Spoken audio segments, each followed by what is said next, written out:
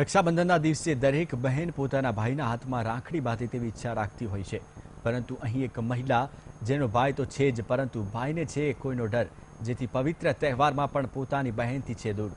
શું છે બહેનની વ્યથા, જોઈએ અમારા ખાસ રિપોર્ટમાં. મારા ભાઈને રક્ષાબંધન કરવા જવાનું છે. આજે ભાઈ નથી એટલે મને બહુ મોટો દુઃખ થાય છે. સાંભળ્યું આ મહિલાનું દુઃખ, દર્દ. જો આ દ્રશ્યો ભાઈને શોધતી આંસુની આંખો, રાખડી બાંધવા માટે રાહ જોઈ રહ્યા છે હાથ. આ બહેન રાખડી બાંધવા માટે ભાઈની જોઈ રહી છે આતુરતાથી રાહ.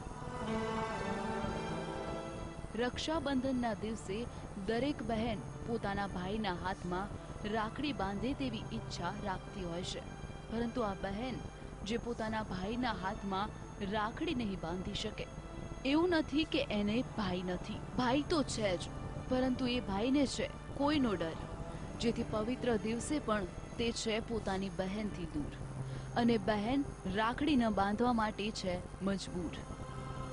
મારા ભાઈને રક્ષાબંધન કરવા જવાનું છે. નાના ભાઈ છે ઘેર, મોટા ભાઈ નહીં, એટલે મને તો બહુ દુઃખ થાય છે.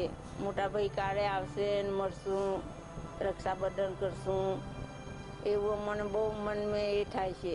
અમારા ભાઈ બહુ દૂર જતા રહ્યા છે. આ મહિલા બીજું કોઈ નહીં પરંતુ છોટાઉદેપુરના કોંગ્રેસના ધારાસભ્ય ધીરુભાઈ ભીલના બહેન છે. પરંતુ આ બહેન અને ભાઈના સંબંધને લાગ્યું છે રાજ્યસભાનું ગ્રહણ. રાજ્યસભાની ચૂંટણી પૂર્વે ભાજપ દ્વારા કોંગ્રેસના ધારાસભ્યો ખરીદવાના આક્ષેપ સાથે કોંગ્રેસે તમામ ધારાસભ્યોને બંધનમાં રાખ્યા છે, અને રાજ્યસભાની ચૂંટણી પૂર્ણ ન થાય ત્યાં સુધી પરિવાર સાથે મુલાકાત કરવા દેવામાં નહીં આવે. પરિસ્થિતિ એટલી વિકટ બની છે કે ભાઈ અને બહેન એકબીજાને નથી મળી શકતા. અમારા ભાઈ ઘેર હોય તો બેનની રાહ જોઈને બેઠા હોય, અમને જમવાનું બી બનાવી શકીને વાટ જોતા હોય, છોકરીઓ આવી જઈ એવા બધા સહકુટુંબ ભેગા થઈએ, રક્ષાબંધન કરીને પછી આવીએ ઘેર. ભાઈ પણ રાહ જોઈને બેઠા જ હોય અમારી. આજે ભાઈ નથી એટલે મને બહુ મોટો દુઃખ થાય છે. તો બીજી બાજુ ભાઈ પણ પોતાની બહેનને ન મળવા માટે મજબૂર છે.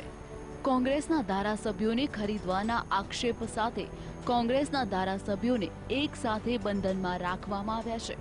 ત્યારે ધીરુભાઈ પણ કહી રહ્યા છે કે તેઓ અહેમદ પટેલને મત આપશે, અને સાથે જ કહ્યું કે આજ સુધી આદિવાસીને ખરીદી શકે તેવી કોઈ બેંક નથી બની. હું કોંગ્રેસના ઉમેદવાર અહેમદભાઈ પટેલ સાહેબને મત આપી અને જંગી બહુમતીથી જીતાડું, એ જ મારું લક્ષ્ય છે. હું રિઝર્વ બેંકમાં કોઈ પૈસા એવા નથી કે ધીરુભાઈને એક આદિવાસી ધારાસભ્ય હું છું મને ખરીદી શકે. હું એક ટ્રાઇબલ ધારાસભ્ય છું. મારી સાથે બીજા ટ્રાઇબલના 14 મિત્રો છે જેમની આર્થિક પરિસ્થિતિ નબળી છે.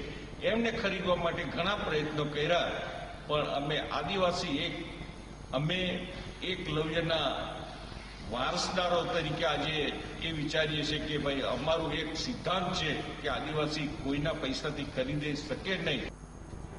રાજ્યસભાની ચૂંટણી પૂર્વે કોંગ્રેસમાંથી રાજીનામા ન પડે તે માટે 44 ધારાસભ્યોને બંધનમાં રાખવામાં આવ્યા છે. કોંગ્રેસ દ્વારા પણ માત્ર એક રાજ્યસભાની સીટ બચાવવા માટે બહેન અને ભાઈને એકબીજાથી દૂર કરી દીધા છે. ત્યારે આ લાચાર બહેન ખરેખર પોતાના ભાઈને રાખડી બાંધી શકશે? ભાઈ અને બહેનના પ્રેમમાં વધુ શક્તિ છે કે પછી કોંગ્રેસના બંધનમાં? તે જોવું રહ્યું.